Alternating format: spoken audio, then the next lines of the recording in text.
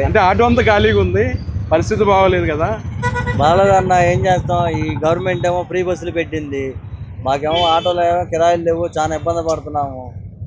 పొద్దునంటే 500 కూడా తోలడానికి కష్టం అయిపోయింది బాగా. ఎవరో పెనంలో నుంచి 30 రూపాయలు వచ్చినాయంట చూపిస్తున్నాడు. అవునవును సార్, ఏం చేస్తాం మరి, ఆటో కార్మికులు అంటే మరి అందరికి చులకనే కదా, గవర్నమెంట్కి కూడా అంతే.